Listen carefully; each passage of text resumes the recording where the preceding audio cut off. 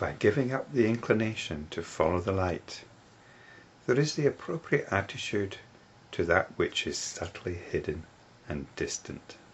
By giving up the inclination to follow the light. Sutra 21 speaks about the power of the eye being suspended. And the power of the eye, the sense of sight, is arguably the greatest culprit in taking us away from ourselves, in undermining our sense of being. It's what takes us from here out there. It's all happening here, but we project out there. And Sutra 25 is talking about giving up this inclination to follow the light. It's like we're being hypnotized by everything around us. We're in a state of enchantment, or a state of disenchantment, actually. And we think of out there as receding into the distance, don't we? But what about the subtly hidden? Here is not something opposed to out there. When I talk about here, when I talk about directing the attention back to itself here, I'm not suggesting some kind of introspective state.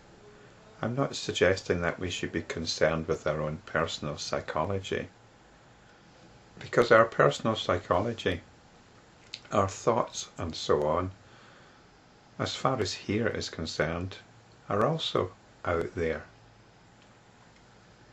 So we could understand the personal psychology, emotions, thoughts and so on as what's meant by the subtly hidden.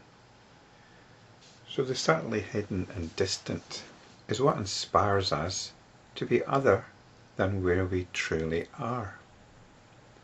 And the appropriate attitude to that which is subtly hidden and distant is to recognize it, to recognize that impulse to move away from our center of being. It's the impulse to move away from samadhi into conventional reality, into aspects of conventional reality, the reality that we conventionally understand to be true, the reality that we are convicted by. So Sutra 21 spoke about the power of the eye being suspended, and there was a corollary to that. Although the world that the senses construct is constructed here, we project it outwards and regard it as something distant. When we're engaging with that reality, Sutra 22 tells us that we should still maintain samadhi. And Sutras 23 and 24 talked about how empowering this is. We're resolute in our intention to remain in samadhi. And at this point we become aware of that subtle inclination to move away by wanting to investigate and explore what is subtly hidden or distant. And now we've been set up for the following sutras, Sutras 26 to 34. It's only with proper preparation given by Sutras 21 to 25 that we can really make the most of the following sutras, Sutras 26 to 34, which we'll look at in the next video.